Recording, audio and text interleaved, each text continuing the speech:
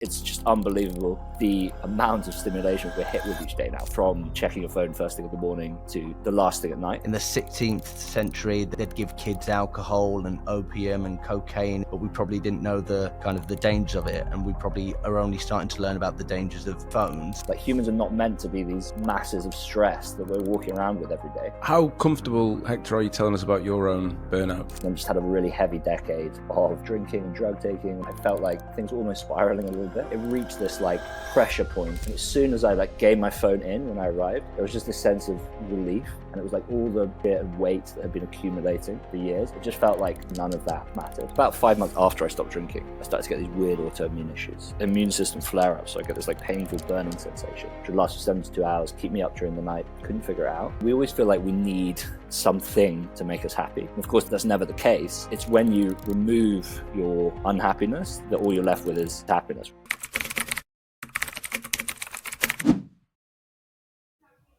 Hector, welcome to the podcast. Thank you so much. I've been dying to come on the podcast for a while, so it's a real honor. We've been dying to have you. So Hector, I'm going to kick off with a big open question. We love our questions. Who are you and what problem do you solve? It's a good question. I think I'm a kind of recovering tech startup executive. So did a few years working for a tech startup after university, and just got really the elevator pitch, I guess, is just got really burnt out and sick of the busy lifestyle, flying around the world to set up these offices, spending all day on my phone, a lot of the kind of London social scene as well.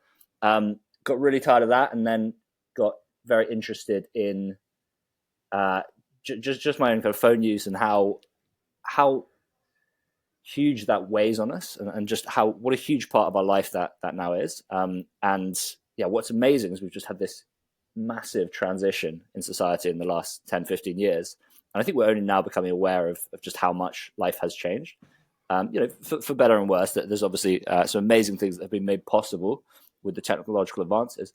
But I also think it's causing just mass, burnout and it really overstimulation. It's just unbelievable the amount of stimulation we're hit with each day now, from checking your phone first thing in the morning to the last thing at night.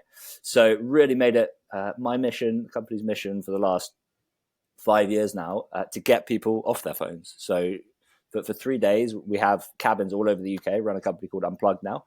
And the idea is you go for 3 days, literally lock your phone in a box. We'll give you a map, a Nokia, and a Polaroid camera, and leave you to it. And it's not about some of the let's say criticism we had at the start was you can't change your habit in 3 days. This is ridiculous.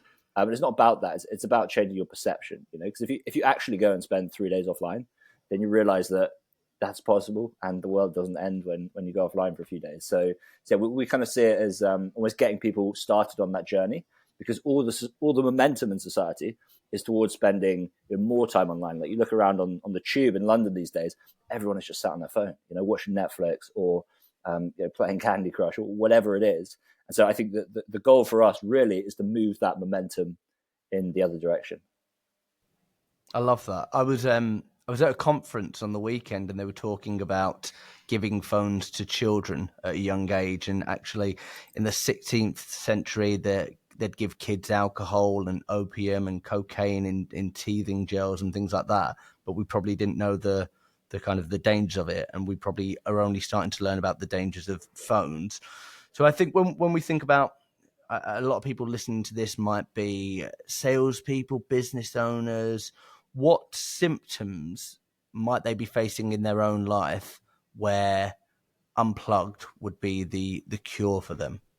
For sure. Well, I think if I could really boil it down to a word, it would be overwhelm, because you guys run a business, as do I, and it is a lot, but it doesn't need to be as much as we're making it. And I think there's just a sense of, especially since COVID, where the boundaries between work and life have just completely disintegrated, and so now we are just always on. And I think, I'm not sure about you guys, but for example, a lot of there's a real blend between what's work and what's not, because a lot of my WhatsApps, a lot of my friendships are now people who are also somewhat involved in the startup scene, and are investors and all these kind of things.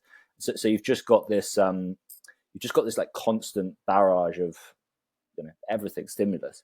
And so I think for a lot of business owners especially, but salespeople and whoever else, like it is just overwhelming. And I think what we don't realize is like the state of, we have this like low level anxiety as a species now of like living in modern society, and that is not how humans are meant to operate. So what you see when you get off your phone is the first day you're actually a bit more anxious because you kind of feel a bit like you've lost a limb, you've lost this comfort, and then the mind just starts to settle down, and after a couple of days you just get this like deep sense of calm. And what's crazy is that is how humans are meant to operate. Like humans are not meant to be these masses of stress that we're walking around with every day, but the societies we live in cause that. So I think what's amazing is when you take the phone away, you can just access this almost like supernatural state, which is actually how we're supposed to operate. So I think that's been the biggest realization for us. How comfortable, Hector, are you telling us about your own burnout journey? How much can we go into? Yeah, for sure. I'm happy to bear all, so to speak. Okay. I mean, I think it was like it's a multi-layered thing, as these things often are. So I mean, I've done lots of exploration of that in hindsight, therapy, all these kind of things, and it came from very much teenage years, like really not being sure of myself. Got into like drinking and drug taking when I was around 15, and then just had a really heavy decade of just kind of throwing myself into that, and I think not taking the rest of my life too seriously. So it just came to a stage in my early 20s when I was just so kind of tired of it, and I think just so dissatisfied with life. And I think my phone was, it's just a real kind of crutch. I think when we find life difficult, when we're not kind of happy, then it's that's when we kind of get in these compulsive behaviors. So it's just like constantly checking your phone, constantly on, and we almost use it. There's something soothing about like scrolling through in the short term, scrolling through social media or something like that. And we almost use it to like calm our anxieties. But it's kind of like drinking, right? Where if you're in the habit of having a few drinks, then it soothes you in the short term, but then you wake up feeling like shit the next morning. And I kind of think spending a lot of time on our phones is similar, where we have it now. It's just this kind of habit that we use to soothe ourselves against the anxieties of the day. But really, it's just kind of eroding our brains, not to be too dramatic. So yeah, I just felt that I kind of got into this state in my early 20s of just really like feeling like I was kind of playing life on everyone else's terms. Like I was a real people pleaser at that time in life. I'm still working through recovering from that. And so I just felt I would like go along with with whatever was going on around me. Got swept up in all of this kind of drinking, drug taking, and it would just got to the stage where it would just get like heavier and heavier, and I felt like things were almost spiraling a little bit, which was a bit alarming. And so it reached this like pressure point when I was in 2019, when I just had really kind of heavy few months. At work was very stressful, social life was kind of I think I was probably medicating the stress of that in the kind of going out in the nights getting bigger and bigger. And then a friend of mine suggested this silent retreat in the Himalayas, which was a Buddhist temple on top of a mountain. And I initially laughed that off. I was like, I can't do that. Like, what would the guys at work think? I didn't really have myself down as the kind of guy who would go and do that. And then eventually I was like, look, what have I got to lose? I may as well go and get out there. And getting out there, and as soon as the best thing about it was when you get there, they take your phone off you, and you spend 10 days completely cut off from the outside world. And as soon as I like gave my phone in when I arrived, there was just this sense of relief. And it was like all the shit and weight that had been accumulating for years. It just felt like for the next 10 days at least, like none of that mattered. So that was such an eye-opening experience. Yeah, I just realized I've done some therapy on this recently, that I had this tendency that I developed in my early teens of like, I just need to be fine. I was like, I've kind of unpacked it back to some moments where I was like, vulnerable or upset about something and it wasn't well received. And so I was like, my coping mechanism just became like, I'm just going to be fine. And like, whatever happens, I'm okay. And I'm just going to suppress and lock it up and just kind of exude this sense of like, I've got this and nothing could touch me.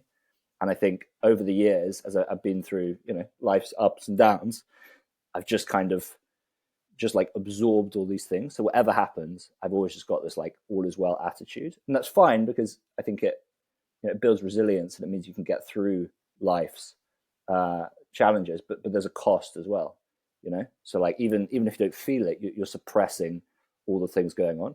So I just had these, and I've actually interestingly just gone through another like release of weight, but I up until 2019, I just had this like building of weight, this like accumulation of weight of all these like bad decisions and curveballs life was throwing me, and then it just felt this silent retreat was just a huge release, and then going and starting Unplugged, and then I went through a period of really feeling like I kind of conquered life and nothing was ever going to rattle me again. And then the last 3 or 4 years, that weight has just kind of started again. So there's a bit of the running the business, but then also had a lot of health stuff, which we could talk about. But that was, interestingly, a few months after I stopped drinking. I actually started to get these weird health issues. And then that has just built and built and built. And life's thrown a few curveballs in the last couple of years. And really that kind of reached a head last year, and finally faced up to that and faced up to, I am suppressing all of this. And I'm just kind of gritting my teeth and getting on with it. And I really need to recognize what's going on and just start to unpick it. So the last few months, again, I feel like I've just released that weight again. So yeah, it's interesting how the defense mechanisms that we use to cope with the world, so for me, it was just this kind of gritting my teeth and getting on with it, can actually cause these issues. And I think that was very much at the root, the heart of all of these health issues I had. So yeah, life is a journey, and you never know what's next around the corner. But I think you do sometimes just need to reset. How much of that wiring between the trauma, the different beliefs that you'd picked up, led you into entrepreneurship?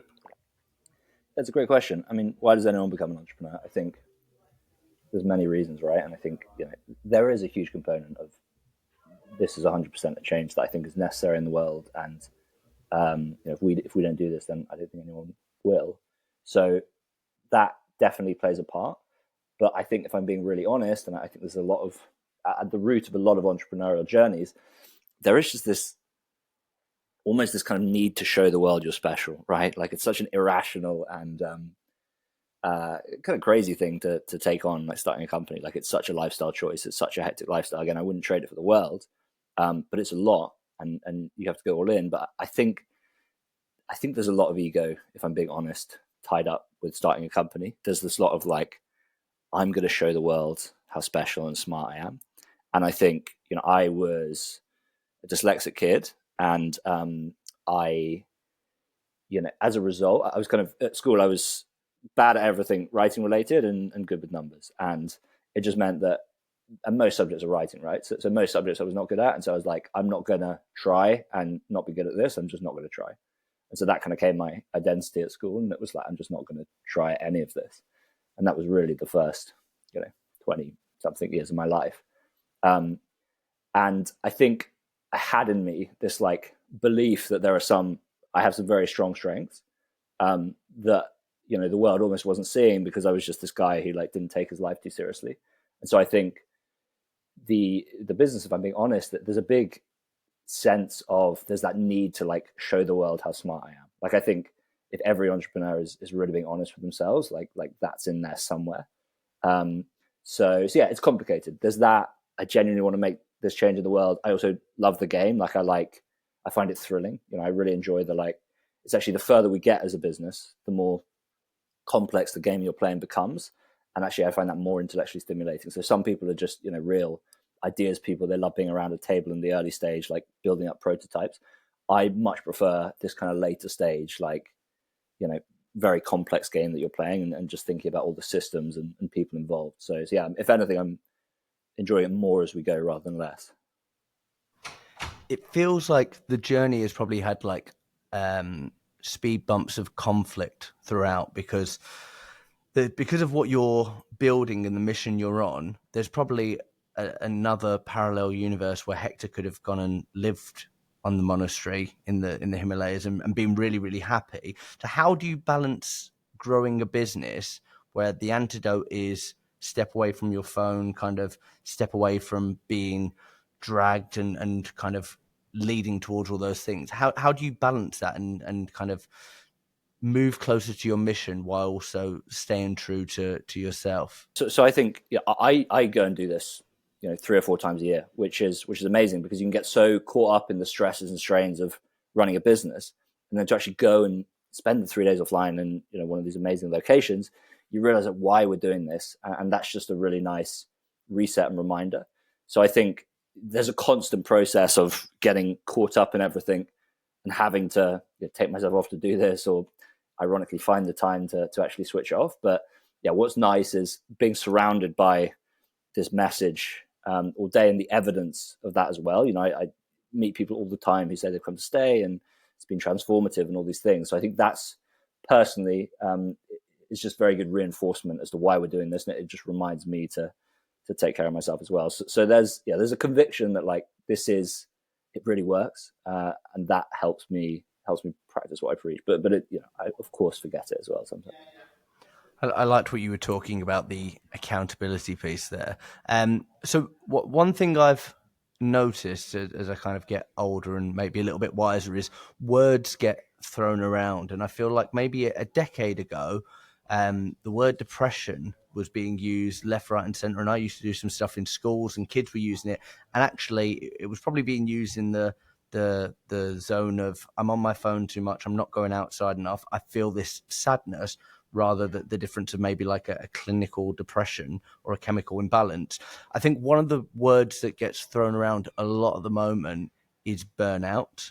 And I think that it probably is a spectrum. So from somebody that kind of lives and breathes this, what are the levels of that? How would people identify, well, I'm at the end of burnout, or maybe I'm just kind of dipping my toe into whatever burnout is, that I can probably go back and save myself a little bit?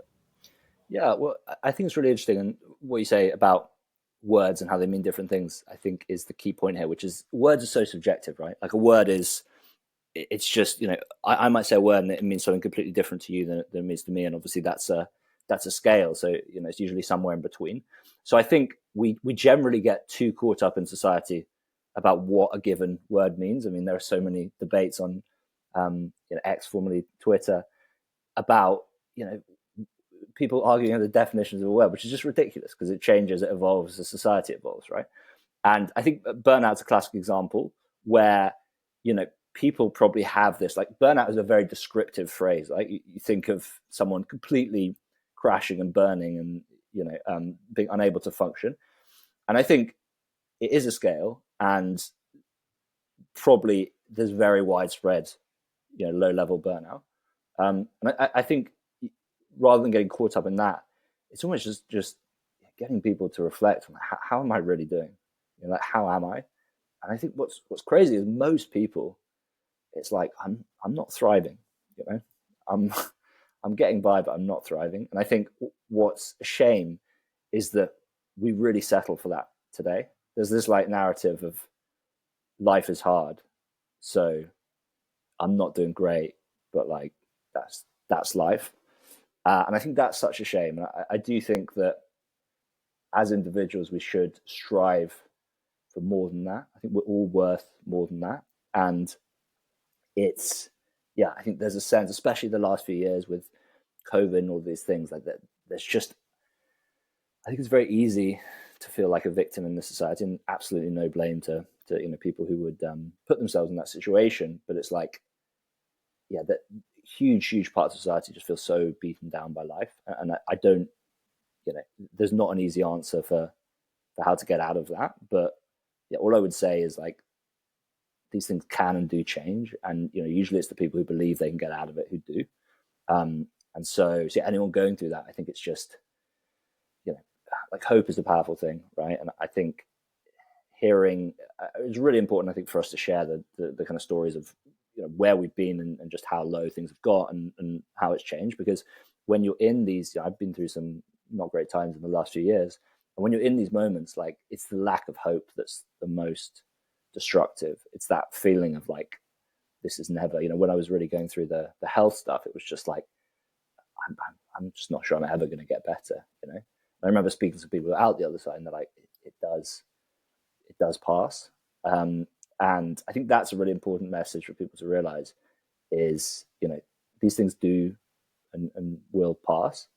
And, but I think we need to kind of believe that that's possible, because that too much of the time people are just living in shit circumstances, shit environments, and just accepting that as that's life, and like life shouldn't and doesn't have to be like that.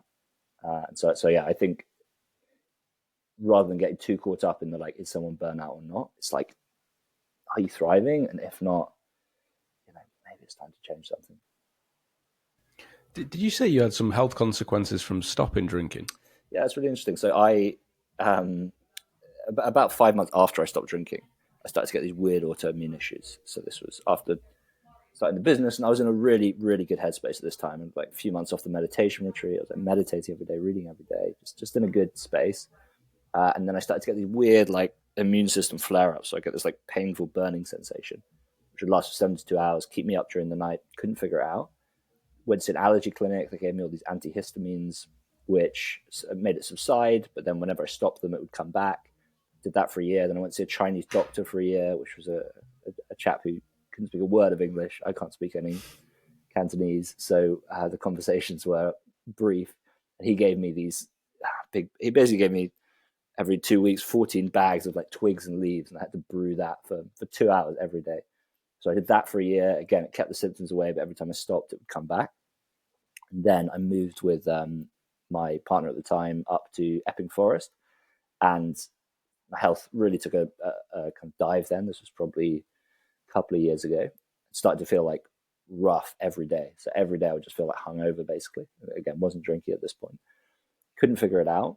And then tried everything and went to a nutritionist, put me on all meat. I was eating just meat and fruit this time last year to cure what he diagnosed as leaky gut. Couldn't figure it out. And eventually someone was like, you should get tested for mold, as in like household mold. And it never occurred to me before, but apparently you can do a urine test for that. So I ordered the test, and while I was waiting for it, I bought this book called Toxic by a guy called Dr. Neil Nathan.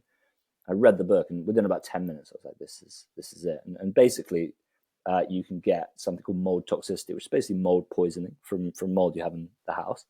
And it gets into your cells and just shuts down your immune system over time. So you get sicker and sicker, and you get this cascading effect of autoimmune issues. So it's been found at the heart of serious autoimmune conditions like Crohn's disease and the like, that can take place over multiple decades. And so that was a big unlock for me, and then started the treatment for that, which is a kind of very long and awkward detoxing process. And then I read another book by a guy called Dr. Gabor Mate. He's a trauma specialist, and he talks, so he treats a lot of people with chronic illness, and he spoke about how 90% of his patients are the same personality type, which is the kind of, put everyone else before yourself, people pleaser, because those people suppress. So, because they're concerned about other people's emotions ahead of theirs, like they kind of won't look after themselves and express their emotions. And so what you get is these people who just live a kind of very suppressed life, like a lot of emotional suppression. That adds like stress on the body, and it shows up in, it just makes you much more susceptible to all these autoimmune conditions. And tracing that back, I mean, the good thing about alcohol is it's a release, right? Like it's an expression. And so I think probably giving that up was almost, I was cutting off the kind of one way that I was really expressing. And I think what led, I was the issue when I was drinking is just didn't have an off switch. So I would just, as soon as I started drinking, I wouldn't stop. And I think a lot of that was like, because I was so suppressed in the rest of my life, like when I had this release, it was just like, yeah, let's fucking go.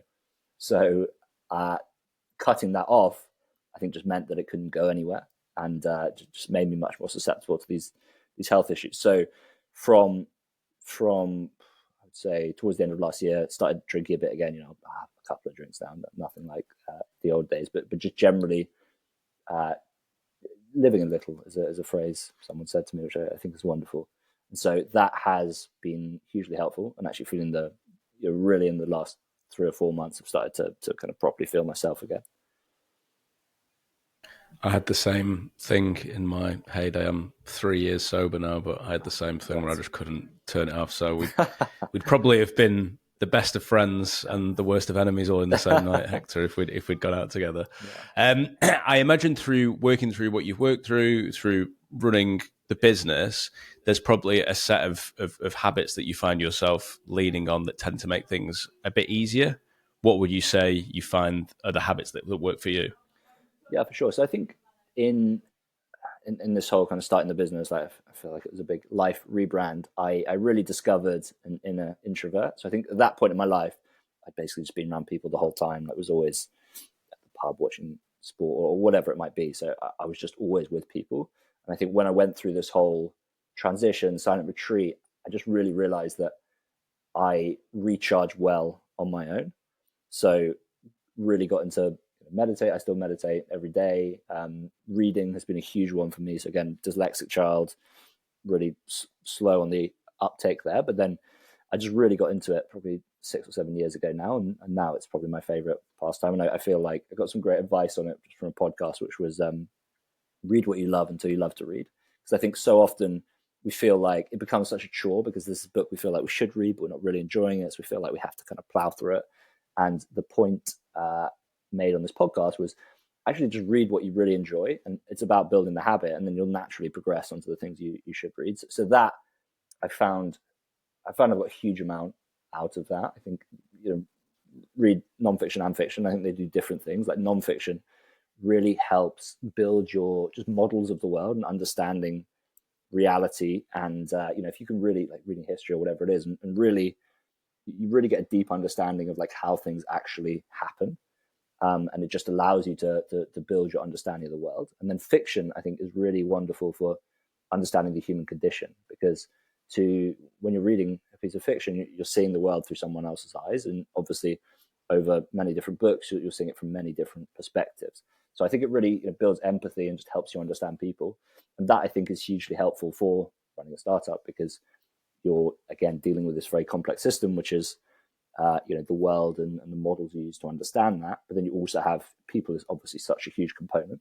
So I think understanding people and understanding, these broader trends like society and psychology and all these kind of things is very helpful. So that's something I've got a huge amount of value out of. Again, things like it's all the cliche stuff that we know we should do more of, like journaling.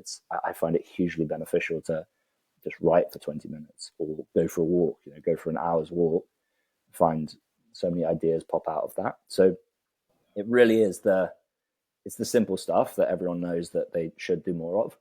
But what I will say is you can go too far the other way, where I've had times where I've, tried to stack all of that into a morning routine. I've ended up having like a 3.5 hour morning routine. And by the time you get to do any work, you're like, fucking hell, I'm kind of done for the day. So I think, again, with everything in life, it's about balance. And, but also just knowing that those tools are there if you need them, like if I'm feeling overwhelmed, I will just put my phone away and go for a walk for an hour. And that really helps. Like so often just stepping away is the answer. Whereas in the moment, it feels like, I think when we are feeling anxiety around something or feeling insecurity about something that we're behind on or that we haven't done, then our natural reaction is just to like throw ourselves into more busy work. So I find that the times that I'm busiest are the times that I'm least productive, and also the times that I'm most like insecure about something that's going on that I haven't solved or whatever it might be. And so I've just overcompensated by getting busy. So I find it's the weeks where I have much more blank space in my calendar and just time to kind of think and generally slow down a bit and just turn up better for the things that matter. Because if we're being honest, like in a working week, there's probably one or two conversations, meeting, bits of work that really fucking matter, and everything else is like so. And I think what's interesting is we burn ourselves out on the everything else, and then we turn up, with a quarter of a brain to the things that really matter. So there's a lot to be said for like really turning up and performing at the stuff that matters, and not sweating it too much on everything else. Hector, I really want to talk to you about the silent retreat and meditation, because I think that so much of the audience will be fascinated by that. I went on a similar thing, but it was for 3 days in Sunderland, so it was nowhere near as exciting as yours. Could you Could you paint a picture? So you arrived, you'd never done anything like that before. Could you paint a picture what that actually looked like? Yeah, for sure. So it's up in the Himalayas in northern India. So flew into Delhi and then got another flight up to Dharamshala, which is actually where the Dalai Lama lives. And then it's just the crazy thing about India. It's just there are just people everywhere. It's just the most unbelievably busy place. So went to this airport, which was seemingly in the middle of nowhere. Got a taxi up the mountain. You're kind of going through the forest for a bit, and then just you stumble upon this massive city. And again, there's people everywhere, horns going, all of this kind of thing. Get to the top and just stayed in some random hotel for a night. And the next day, walked up a path, and the retreat center is really tucked away on top of the mountain.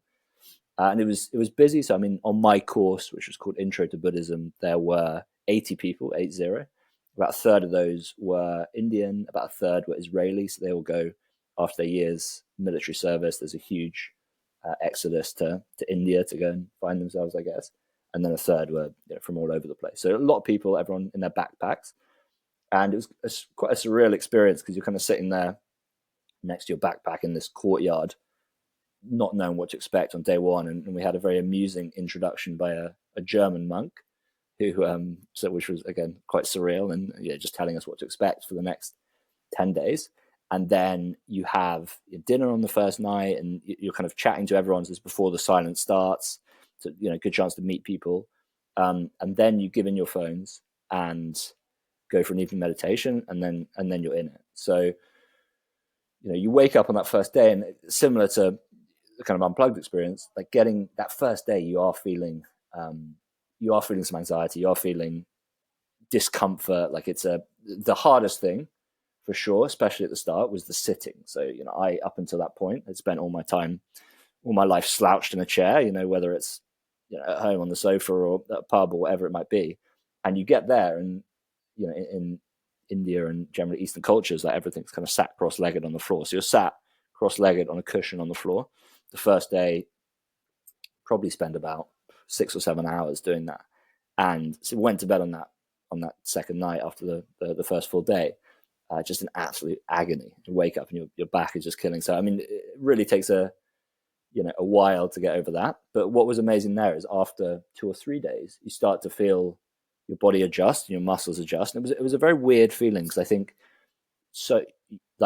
it's so rare to be aware of that, because I realized up until that point in my life, you don't really notice changes happening in you because life is just this this was pre-COVID as well. So I think COVID was a really interesting pause, but it felt like life, for the 20 years from the turn of the millennium up till COVID was just this kind of constant stream of activity. And so to stop for the first time to actually see like changes happening in my body was a very profound experience. And then the course itself was half meditation, half Buddhist philosophy. So you spent half the day meditating, half the day learning about Buddhism. And I went to that retreat just a very kind of atheist and just, I would say, naive about religion. So I don't necessarily count myself religious now, but I definitely understand it better because, obviously the story of the Buddha, the Buddha was born supposedly out of someone's armpit. So you hear these kind of things, and to my very atheist mind at the time, I was like, well, this is obviously bollocks. Like, obviously that never happened. And so I really turned up with that mindset for the first 3 or 4 days. And then our teacher said something really interesting around that, which is that actually all of these things are just there as narrative value. So, fundamentally, every religion is a guide to living a good life, right? So it's almost a rule book, whatever it might be. Like it's always similar. Treat others how you'd like to be treated, like all these kind of things that helps people live a good life. And the stories around it are what helps it stick, because we as a race, as a species, we basically operate on stories, right? And just having these stories about, Jesus or Muhammad or the Buddha helps us internalize the lessons that then allows us to live a good life. So that was a really big unlock. And then the other big kind of breakthrough moment I had was the Buddhist idea of attachment, which is that, we always feel like we need something to make us happy. It's like, I need this promotion at work or this car or this relationship, and then I'll be happy. And of course, that's never the case. And we continue to chase these things, and more is never enough. So what they teach in Buddhism is that it's subtraction. We have everything we need to be happy, and it's taking away these cravings and aversions. We have, we feel like we need this thing, or we feel like this thing is, ruining our happiness because there's a building site next door or whatever it might be. And actually, like, it's our kind of, feelings about these things that are causing the unhappiness. So it's when you remove, your unhappiness, that all you're left with is happiness, which I think is a really interesting thing, because it's so easy in society to feel like, oh, I need this, and then it's like out of your control, right? Because it's like, I need this promotion at work, so my happiness now depends on my boss making that decision. When it's like, actually, we don't need anyone else to give us happiness. Like, we have that inside us, and it's just about taking away the things that are making us unhappy. I love that, Hector. And then when it comes to the unplugged cabins, like you said, people probably reach out to you all the time and tell you amazing stories. Do you have anything anecdotally of some of the success stories that people have had over the times using Unplugged? Yeah, for sure. I mean, what was really interesting is the first 6 months, me and my co-founder Ben, we were cleaning the cabin ourselves. We would meet all the guests. So one of us do the check-in, the other one would do the check-out. Great experience. Didn't do a great job of the cleaning, but got by. And people looked visibly different after 3 nights. So we would sometimes see a picture of someone before and afterwards, and they looked years younger, which is amazing. Just getting off your phone for 3 days, it's amazing the kind of visual impact they can have.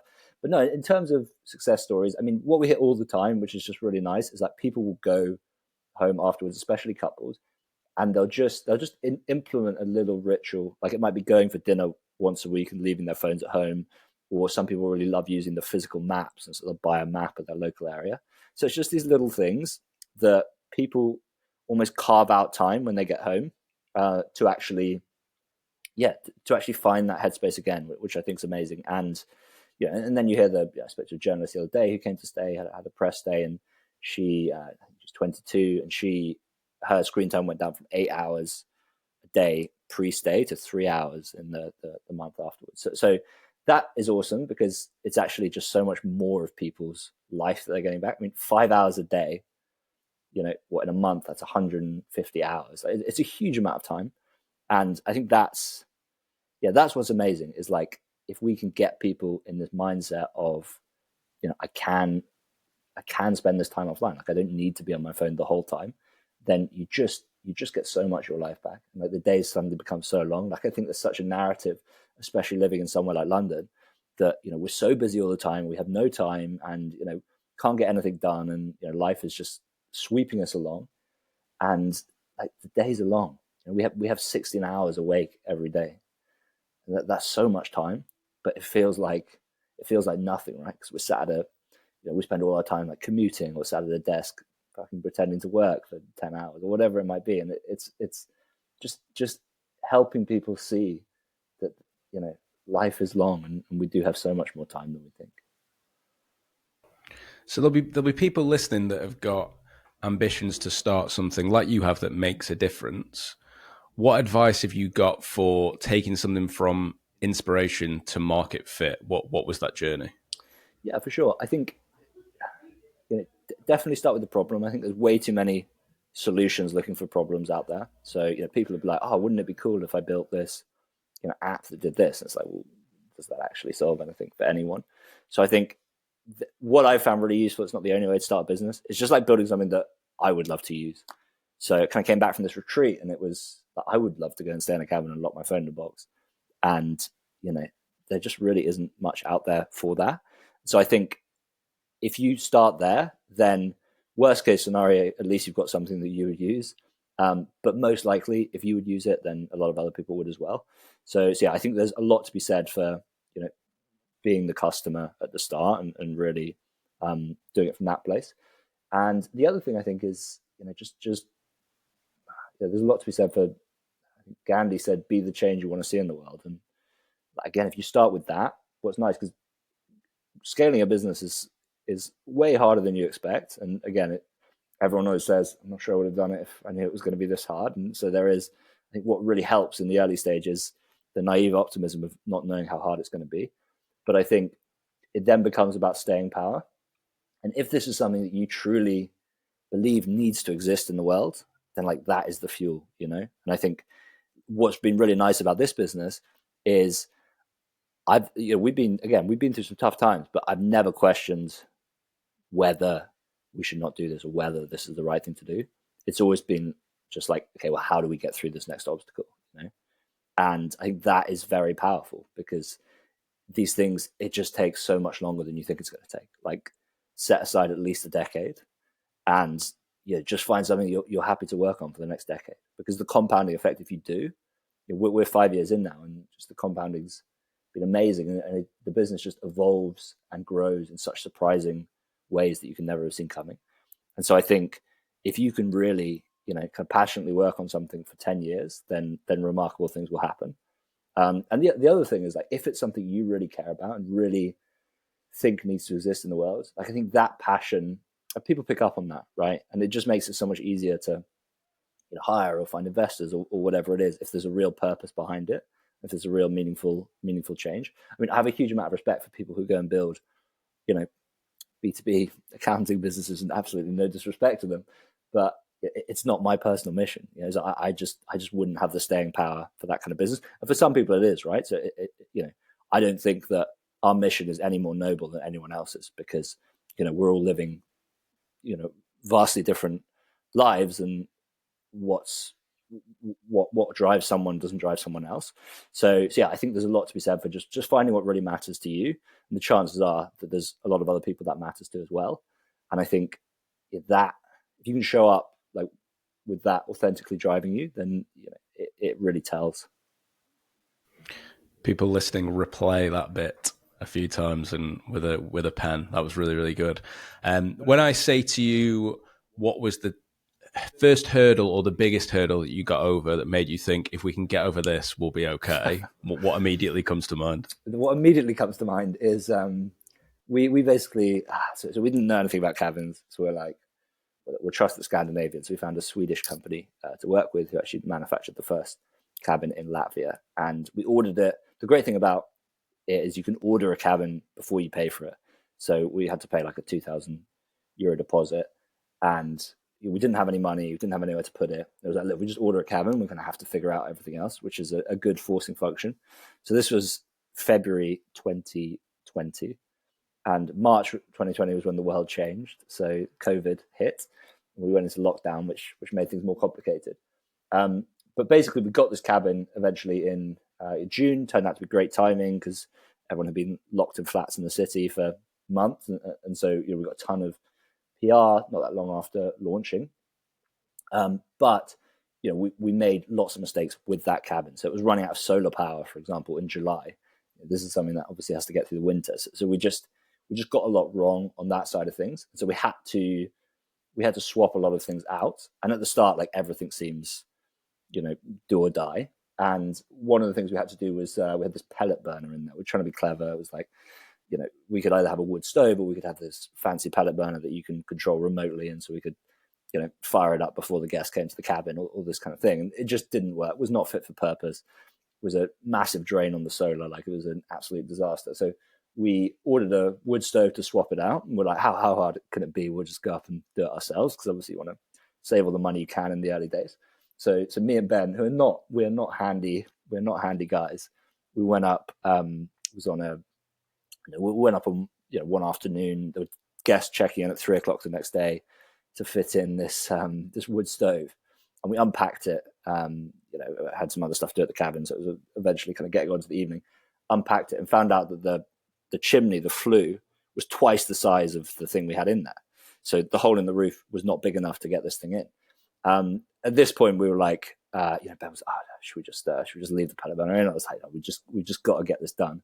So I was like, we'll go back to London and we'll come up at 5:00 tomorrow morning and just get it done. I chatted to a mate of mine who works in construction about how we were going to, how best to adjust the hole in the roof to enlarge it for this flue. So came up the next morning via Screwfix, picked up some tools. We got there and kind of got off to a good start. And was cutting through the roof to get this thing in, and then got through most of it. And then we hit a metal plate when we got to the top of the roof, and found out that actually on top there was almost a kind of piece of metal welded in. So that was beyond our tooling capability. So I had to, it was probably 8 or 9 o'clock at this point, and we had guests arriving at 3. So I had to make another quick dash to Screwfix to pick up this metal saw, which is a massive thing. And so a couple of hours later, I was on the roof of the cabin, hacking away at it with this metal saw, trying to get through this metal plate. And in the process of that, I managed to put a Stanley knife through my finger. So was kind of covered in blood at this point. Had to like repaint the roof afterwards. So it was covered in paint. And I was driving because we had a hire car, and we were picking the guests up as well. So eventually got it in with about an hour to spare. And so I turned up at the train station to pick up the guests, and I had a bloody rag around my finger, was covered in paint and blood. Picked up these guests and dropped them off for the stay, and then went back to London. Had to go to A&E that night to get my finger glued back together. And that was one of those days where you got to the end of that day, and it was like, if we got through that, so maybe this is all going to work out. But yeah, I mean, in hindsight, probably should have just hired someone who would have done a much better job much quicker. But everything at the time just feels so existential, and we've got to save every penny we can, and all of these kind of things. And you just, I think what was really good from that day is just got this sense of like, just no matter what, we're gonna find a way through and make this work. So that was a very empowering experience, I think, but also painful. Start a business. It'll be fun, they say. Hector, I've absolutely loved this conversation. I think it's been very inspirational for any kind of entrepreneurs. You've spoken very openly and honestly, and I think that me and Zach, when we debrief after our conversations, will probably say very similar things of, oh, that sounded like me, or oh, that sounded like where we were in our life. So if you're ever looking for 2 new best friend Hector, you're on the list. If people want to check you out, if they want to check Unplugged out, they want to come and stay in a cabin, how can they get in touch? How can they find you guys? Yeah, so ironically, social media, it's just unplugged.rest on Instagram, or unplugged.rest is the URL as well. And then I'm on LinkedIn, just Hector Hughes, so come and say hi on there. But yeah, would recommend giving it a go.